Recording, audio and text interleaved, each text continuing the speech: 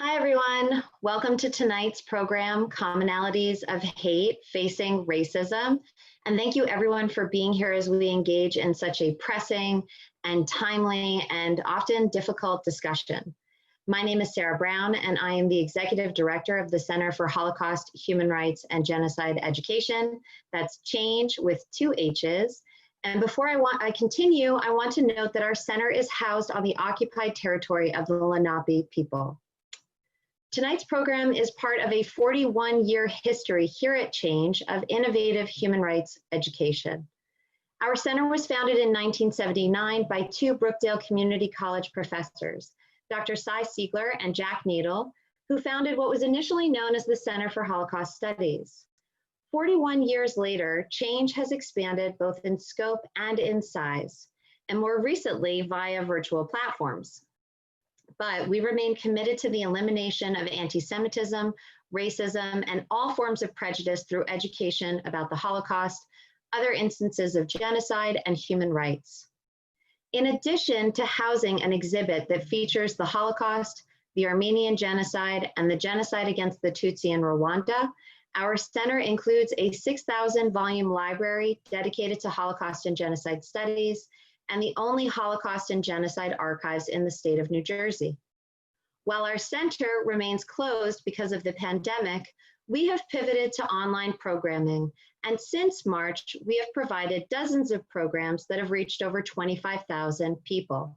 Please visit us at www.chhange.org, that's Chhange with 2 H's, to learn more about our virtual Lunch and Learn series, our virtual book club, and our myriad resources available to support virtual learning and teaching, along with our schedule of programs for the fall. And on the other side of this pandemic, we are excited to welcome you back to visit our center and exhibit and library and archives. Tonight, we are doing our part to address a continuance of violence against African Americans and people of color in the United States. We are coming together to learn about and dispel myths and misconceptions, address the reality of racism in our local communities, and consider critically how we can participate in difficult conversations with positive outcomes.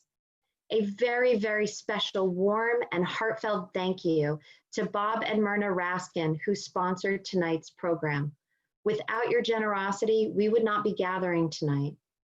Thank you also to Chhange staff, Allie Evans, Nicole Rizzuto, Dale Daniels, and Susan Yellen for helping to make tonight happen.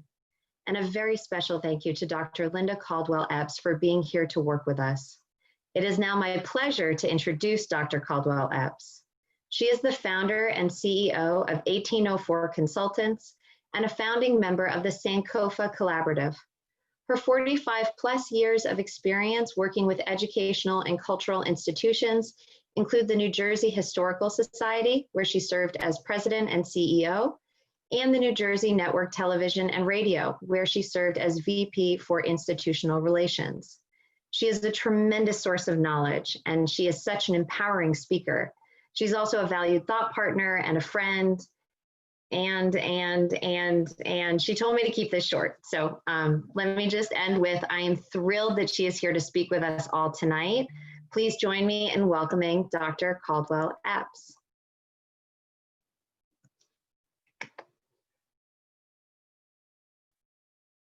Okay, good evening, everyone. I am very happy to be here. I'm not going to give a long introduction. Normally I would say hello and shout outs to everyone, but I cannot, simply because I've got so much to say and so little time to say it in. I'm just really going to launch right into my remarks. I just received a note from my husband of someone trying to get in who can't. Tell her to call Brenda Brown. Okay, I'm sorry about that, okay. In 1770, British soldiers were sent by the King of England to enforce the laws that the American colonists did not want to obey. There had been many complaints about the soldiers' rough treatment of the people of Boston, and then when it was reported that a young boy had been beaten, a mob of angry men went out looking for them. They waved sticks and threw snowballs at the British soldiers and shouted insults at them. Crispus Attucks was a slave who had run away from a farm in Massachusetts. And it was said at the trial of the British soldiers that they had overreacted and should be found guilty of murdering 5 men. The soldiers were not found guilty of murder, and this caused more anger against the British. Crispus Attucks was buried, and this is important for an enslaved man, in the White People's Cemetery, and a monument was built to honor him as the first to defy, the first to die in the war for independence that America fought to become a free country. These 2 very different looking pictures were both painted to illustrate this event in our country's history. Using his abstract style, Jacob Lawrence, an African-American 20th century artist, tries to get us to understand the subject, that is Crispus Attucks, and what he might have been feeling. How do you think Crispus Attucks felt at that time? Henry Pelham painted the scene of the Boston Massacre realistically as he saw it. He was there that day, and as a witness to the event, he is a primary source of information about what happened. Crispus Attucks was not the first man of African descent, and certainly not the last, to lose his life in the cause for freedom and justice. A freedom and justice that is still elusive if you are a person of color living in the United States of America. Those living in New Jersey are not exempt from bigotry and violence. Though we have allowed African Americans to fight and lose limbs and life to fight for the cause of freedom, we have not, as a nation, given them that freedom. Trayvon Martin was walking, eating Skittles, and drinking iced tea, but his murderer was set free because there was reason to believe he was up to no good. George Floyd was approached because it was believed that he knowingly used a counterfeit $20 bill to pay for cigarettes.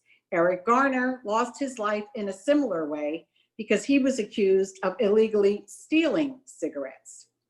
Among the last words spoken by both was, "I can't breathe."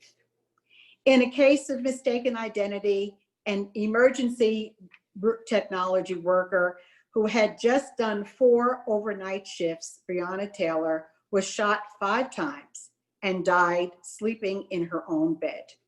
Her last words to her boyfriend were, "Turn off the TV."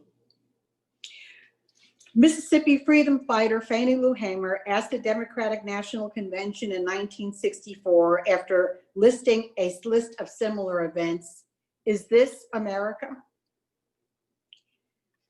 Many years ago, as a dean of students at a small liberal arts college, I was on a retreat with student leaders. If any of you are teachers, and I know some of you are, there are a few things I'm sure you have had to face. One is that students always remember you for better or worse. 2, sometimes you remember them for better or worse. 3, they painfully remind you that of your age, especially when they are with one of their grandchildren. Every 4 months, I get that reminder of my age from a former student that was on that retreat. She is now a nurse for one of my physicians. She is a grandmother. In addition to age, she also reminds me of that retreat, for it was on that retreat that I first realized how far dramatically wrong my students knew about each other.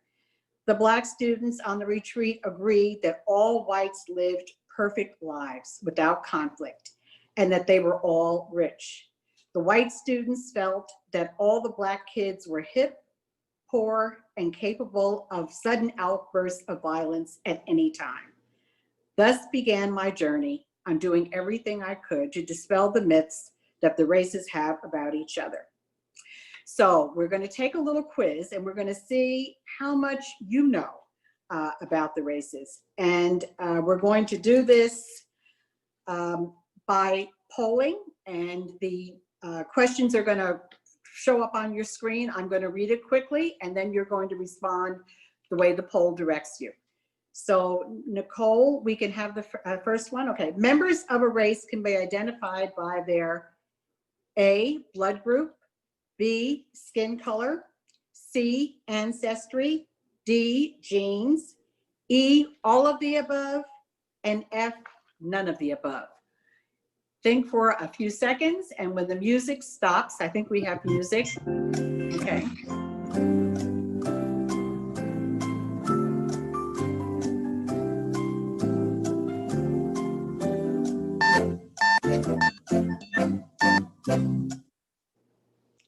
Okay, hopefully you're ready for the answer. Okay, most of you put none of the above, and you are absolutely right. This is a smart group.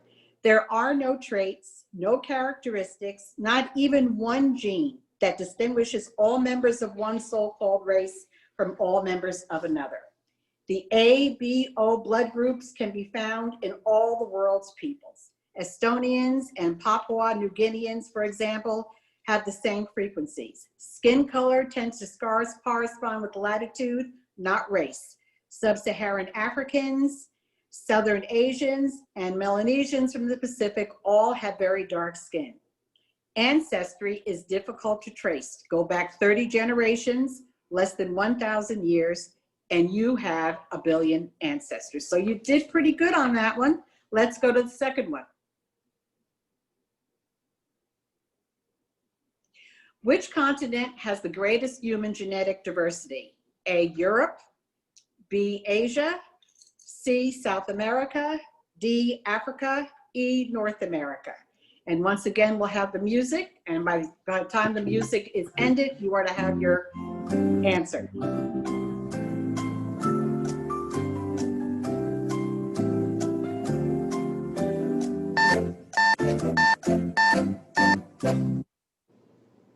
Okay, so the answer this time is E, Africa. Okay. All modern humans originated from Africa, and we spent most of our evolution as a species together there. All the other populations of the world can be seen as a subset of Africans. Every human trait found elsewhere can also be found in Africa, with the exception of a few recent variations favored by the environment or sexual orientations, such as light-complected skin. So you didn't do quite as well there, but still not too bad. So let's move on to the next one.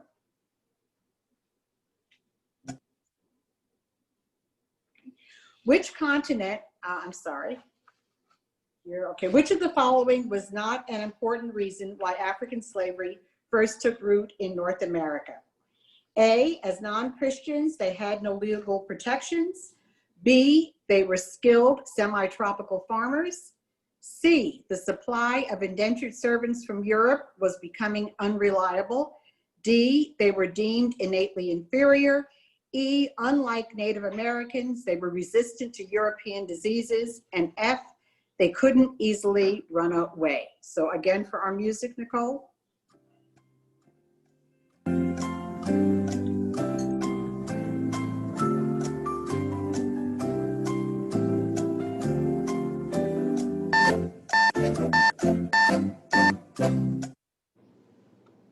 Okay, so, all right, the correct answer is D, they were deemed innately inferior. Throughout much of history, societies have enslaved people, often as a result of conquest, war, or even debt. People were not enslaved because they were first deemed inferior. African slaves were well suited to labor in North America. Unlike the Indians, they were resistant to European diseases. They couldn't easily run away because their home was 3,000 miles across water. They were not Christians and hence unprotected by English law, and they were skilled semi-tropical farmers. They were used to working in the heat. Over time, the degradation of slavery became identified with Blackness, giving white Americans the idea that Africans were fundamentally different kind of people. And okay, I didn't see the results, but I think you probably did a little bit worse on that one, but let's go to the next one. Okay, thank you. You can go. We'll go to the next one.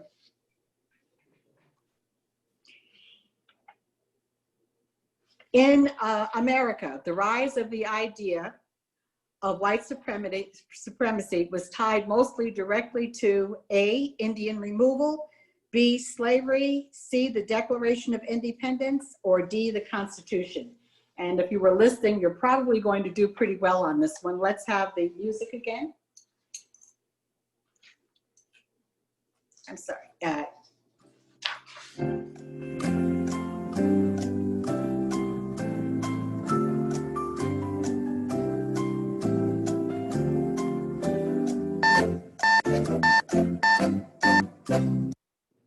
Okay, so the answer this time is C, the Declaration of Independence, which only 10% of you were correct on.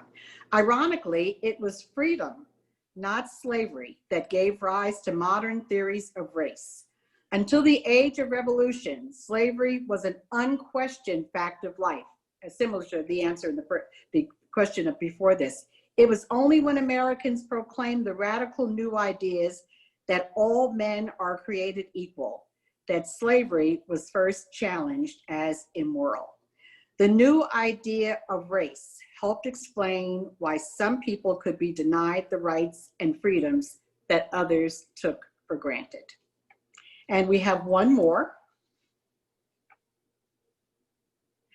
When Jamestown colonist John Rolfe traveled to the court of London in 1619 with his new wife, Pocahontas, it caused a scandal because A, an Englishman had married an indigenous person, B, a Christian had married a heathen, C, Pocahontas, a princess, married beneath her station by marrying a commoner, and the last one, Londoners had never seen an indigenous person before. So for our music.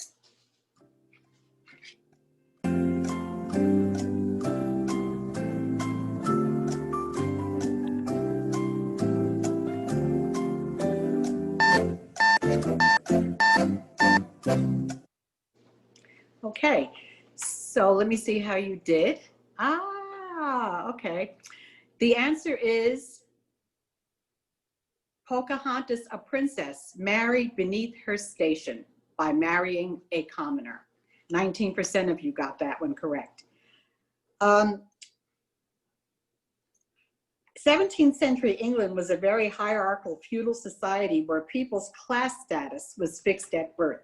Status was so important that they even had laws called sumptuary laws that regulated the clothing people could wear so they couldn't pass as another class.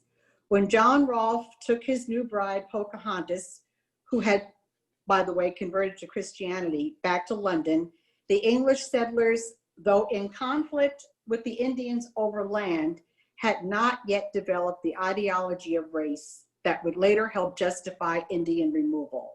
But it was unthinkable that royalty would marry a commoner. Okay, so you did fair on the quiz. I should, for those of you who are interested, this comes from a much larger quiz of about 50 questions that was put out by the American Association of Colleges and Universities, and you can Google and find it on the internet. So some of you might know that Dale Daniels, the former director of Chhange, and I attended high school together.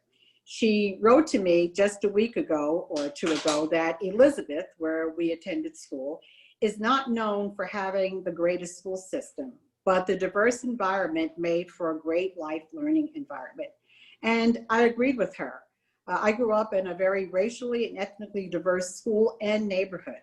Elizabeth's history is Irish, Italian, French, Jewish, German, and African American, much like most of New Jersey. And during the second half of the 20th century, Cuban and Latin Americans began to move in. Although there were ethnically dominated neighborhoods, the schools remained very diverse, probably because there were 3 high schools, one for boys, one for girls, and one for the trades. And the kind of same-sex education forced integration, which was not the case in other cities. The picture that you see on your left is of our senior class officers. We have a recent Cuban immigrant, an African-American, an Italian, and a West Indian. So how involved has our state of New Jersey been in the marginalization of people of color, even though for the most part, it's been a diverse state for a long period of time. Next slide, please.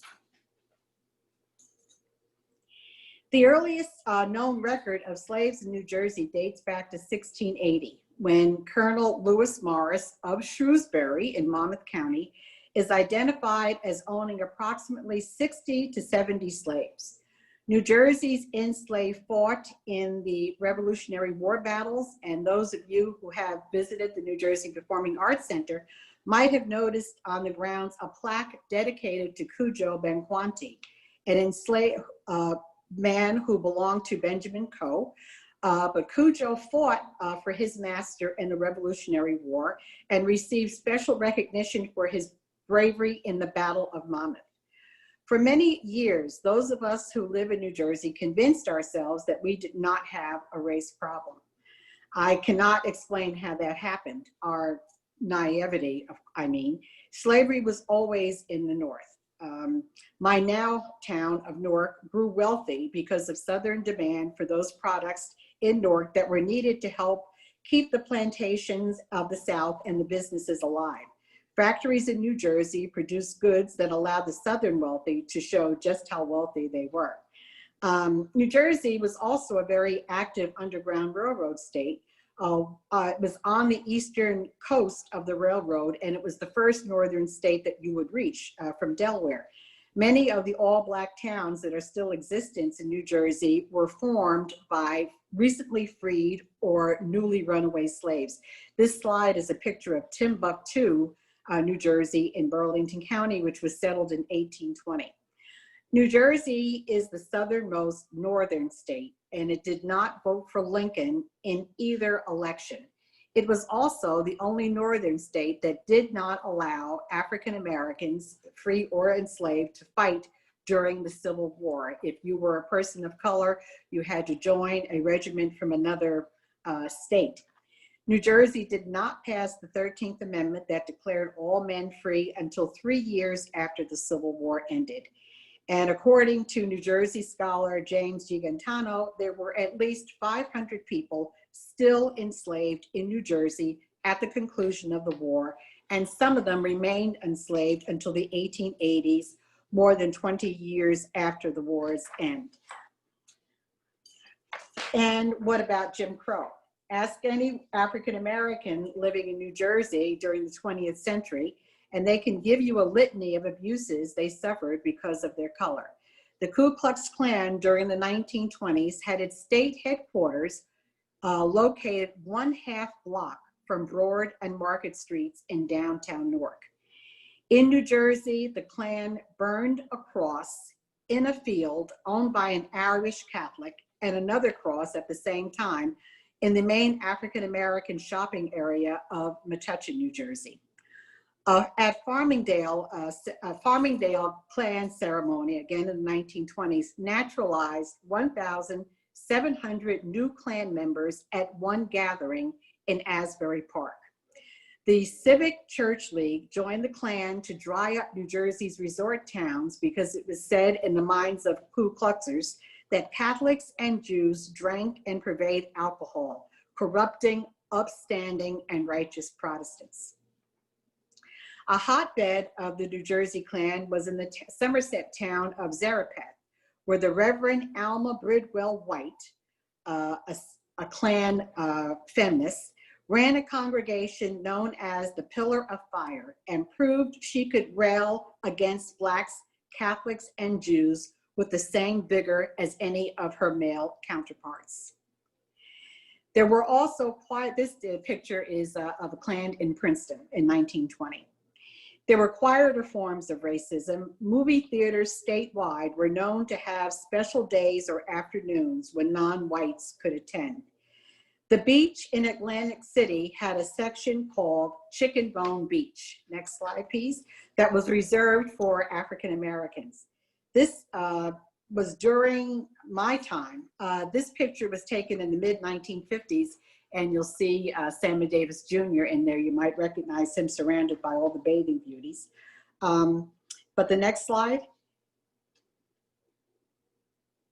This is a picture of yours truly, the first person on the left. in 1971, having a good time on the beach with some of my college friends. And this is also the area where Chicken Bone Beach was in Atlantic City. Cell phones have heightened our awareness of the racism that's still pervasive in our society, but it is still easy to shrug it all off and believe none of my friends are racist. What the incident with the Central Park bird watcher, which I'm sure you're all familiar with, demonstrated is that we may not really know our friends as well as we think we do. We may not even know ourselves. Next slide. How do we get to this summer of 2020 of anger and rebellion? How can we responsibly respond? Have we been part of advancing systemic racism? Our environments contribute to how we think and feel. And in preparing remarks for today, I thought of my own past. I've always lived, as I mentioned, in diverse environments. When my husband and I made the decision to purchase a home, we elected to be urban homesteaders. We moved in an urban decaying historic district that was set for restoration. We guessed, and we were correct, that the people who would take such a gamble would move into such a neighborhood would be diverse, fairly well educated, liberal, and risk takers like us. And we were correct. We happily lived in that neighborhood for over 40 years.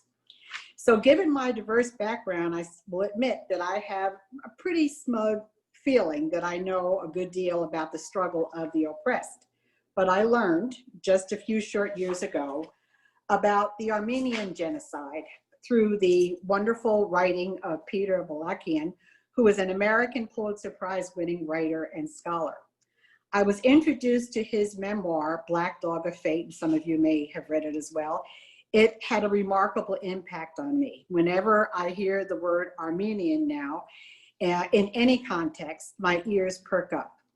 I had heard of a place called Armenia before reading the book, but had no idea of the history or, most important, of its genocide. But Peter's writing and the stories of my new Armenian acquaintances had made me aware of a new culture, an outrageous atrocity, a different world. It's only natural to view the world based on our own environment. My point is that we go about our lives smugly thinking we know what there is to know about the world. And we have to train ourselves to be cognizant of others and understand we don't know all that there is to know.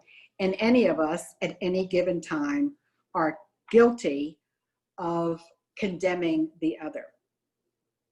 I know now that I'm heading into dangerous and probably secretive territory, but I feel, and on behalf of transparency, I must, because I know that this is a mixed racially, culturally, and religious ethnic audience. I think most Europeans are ignorant to the extent that systemic racism has had an impact on the Black psyche. It's complex and it's not pretty and it's difficult to face. But simply put, the elevation of the Europeans or those with white skin being better does not lie totally on the shoulders of white people. We are guilty of believing that same myth. I have been involved in this kind of work for a number of years, have certificates, et cetera, from prestigious institutions for studying diversity, and am still having my eyes opened to certain aspects of systemic racism. The unrecognition of systemic racism is not only limited to white people. Black people have known about racism, let's see, once they are around 3, or certainly by the time they reach 5 years of age and in kindergarten, you receive that talk from your parents about how you cannot do things that white kids can do. And you learn on your own early on that this is true. But even though you are given the talk, you still do not realize the full extent of systemic racism. I think many of our eyes were opened by the 1619 project that the New York Times did last year.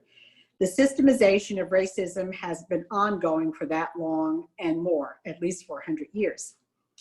I am assuming that most of you are familiar with the Clark doll experiment conducted by doctors Henry and Mamie Clark in the 1940s and still being conducted in the present age. The doll experiment involved Black children being presented with two dolls. Both of these dolls were completely identical except for the skin and hair color.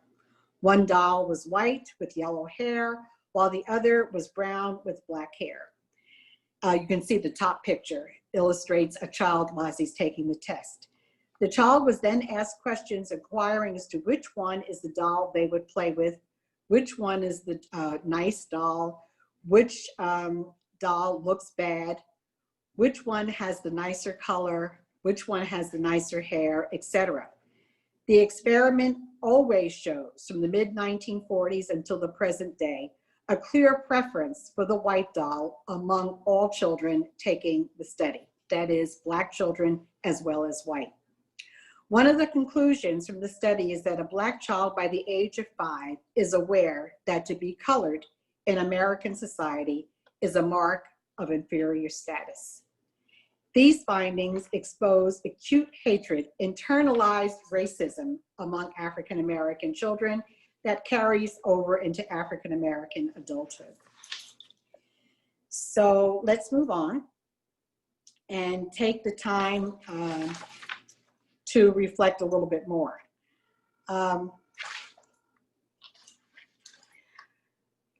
We are going to randomly put you into groups, and with your group, you are going to think about the questions from your own perspective, and if moved, which I hope you are, start a discussion in your group in response to the questions. We will then reconvene in about 8 to 10 minutes and have a brief group conversation. What is important is to reflect on your own history, your own place, your own world, and how that history, place, etc., has contributed to your outlook on race and ethnicity. I was going to say take your time, but you really don't have that much time to take. But this is just, we just want you to think about where you are today and how you got there. And there are a number of you, so your groups are going to be larger than we first imagined, but I think that you'll still be able to get some of a conversation in. So Nicole, if we can now split everyone into a group, and then you can reconvene us when time is up. We will give you a warning when we are about to reconvene into one group.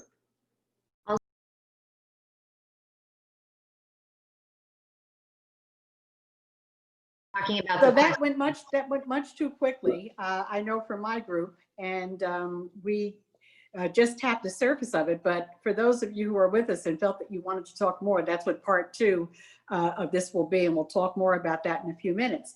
But I'm going to ask 2 gentlemen from the group that I was in to both give a little bit of their story. So Joseph, can you speak up?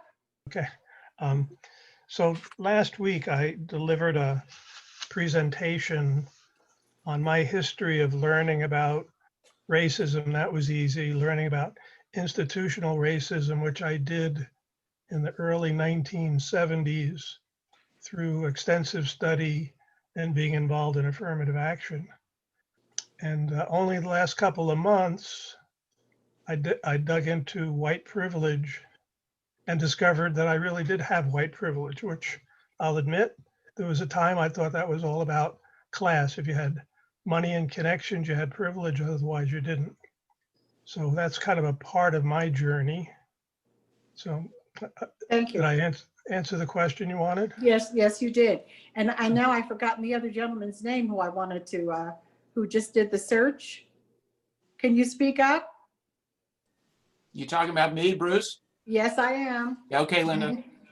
Oh boy, I didn't expect I'd have a big audience like this. Well, I commented that I live in, fortunate to live in such a model diverse community as Montclair, but I grew up in a not so diverse community up in Western Massachusetts. I think out of a class of 350, we had 2 Black kids.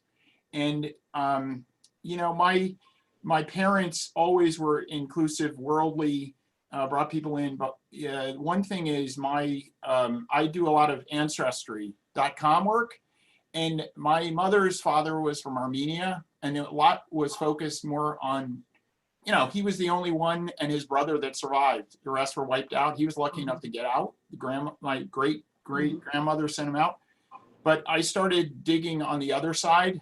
Her mother, who died when my mother was 15, was the roots come from Germany, but they settled in Virginia, and my hackles went up like, Virginia, okay, what's going on there? Yeah, and the feeling of going into ancestry.com and honestly discovering scanned documents that are slave schedules from great uncles who were farmers who owned slaves, and instantly, you know, and I'm like, I had, yeah, the pit in my stomach is, it's still there. And it's into Joseph's comment about white privilege. Yeah, my family roots built on slave labor. Slave labor. Yep. Slave labor. But you know what? I will, last comment. I saw the 1619, everybody should listen to it. It's awesome. New York Times. But the other book that I'm about halfway through is the half that has not been told. It's about slavery and capitalism in this country. Yes. You really want a good history of why everybody's involved in the whole enterprise of slavery. That is an awesome book. Good. Thank you very much. Sure. Is there anyone else? I know that our time is going, we're already past time, but is there anyone else that's out there that feels that they have something they'd like to contribute to this part of the conversation? We have 2 more things to do, and then we're going to be leaving, but if someone is dying to make a comment, I don't want to leave them out. And if you're there, just speak up. So I'm Ave, and I'm a professor at Brookdale. And I think I first learned about my white privilege and my racism that I didn't really know I had from my granddaughter, who's biracial and very young. And I think it was the reactions that people had when I'd hold her hand and walk down the street. Yes. Or introduce her as my granddaughter that really taught me privilege. Yes. Thank you so much. Is there anyone else? Okay. So we know that this session was mainly listening to me talk with a little bit of breakout session. And I'll say again that our next session will be held differently. But I'd like you to watch a snippet of a video just to set the stage for what we'll do in part 2. So Nicole, if you can now just put on the video, and then we'll come back and wrap up after that. Thank you.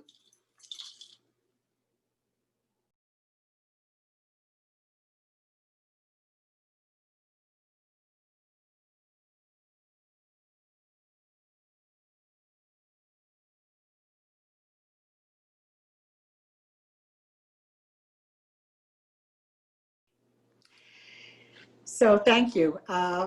Hopefully this gives you a glimpse of what we will delve into the next time that we meet, some specific issues about systemic racism and how it has encouraged disunity among our population. So I'm going to end with a few words from philosopher Frantz Fanon, and then hand the mic back to Sarah, who will close us out. Fanon says in his book, Black Skin, White Masks, sometimes people hold a core belief that is very strong. When they are presented with evidence that works against that belief, the new evidence cannot be accepted. It would create a feeling that is extremely uncomfortable, called cognitive dissonance. And because it is so important to protect the core belief, they will rationalize, ignore, and even deny anything that doesn't fit in with that core belief. And I'm afraid that that's the situation that we find ourselves in 2020. It's hard to shake something that, away something that you have believed all of your life, even when confronted with the evidence. We all have some stereotypical ideas about each other, and we're going to work hard to try and dispel those ideas. So hopefully that you are walking away this evening with just a little bit of something to think about until we meet again. And Sarah, I'm going to turn it over to you.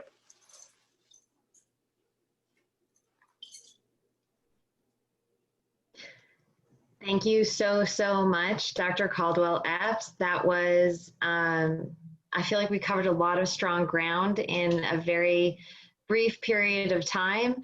I do want to flag that this is part one of what we have decided, given the groundswell of interest that we experienced, all of you reaching out, expressing interest in this topic, wanting to participate, registering, engaging. We realize that this is a necessary conversation and that one program like this is not a panacea. We don't have a silver bullet to fix this issue, but we will continue to provide educational programming that addresses these very key issues. The second one in this part two of this two-part series is going to take place on September 17th. That's a Thursday evening at 7 p.m. And that is another one where we're going to do it for about a 1 hour block, 1 hour to 1 hour and 10-minute block. It will be a slightly more interactive experience where we're going to be speaking with one another and listening and actively listening and engaging. We also have a number of other programs that we are putting on in the coming months. One in particular that I want to flag that's taking place also in September is on September 21st. We are going to be doing a live screening of the film True Justice, and that is one that is co-sponsored with an array of wonderful partners in our community, including the Brookdale Community College History Department and the local chapter of the NAACP. That will also include a talkback with Dr. Walter Greason from Monmouth University. We also are hosting a Zoom virtual workshop for educators, but the community will be welcome. That will be about Black experiences in New Jersey using public history in the classroom. That's going to take place on Thursday, October 8th. And we also have our virtual book club that we will be launching in the next week. And this time we are going to be reading What the Eyes Don't See, a story of crisis, resistance, and hope in an American city. And that's about the Flint, Michigan water crisis and how the community came together to expose the truth and really advocate for their rights. Everyone's going to have to register for these programs. Please check your email tomorrow. All of this will be reiterated in an email that will follow up after this program.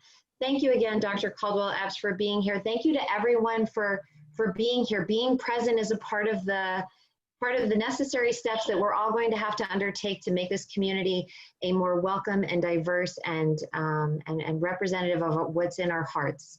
And so thank you also for being here. Have a great evening and take care.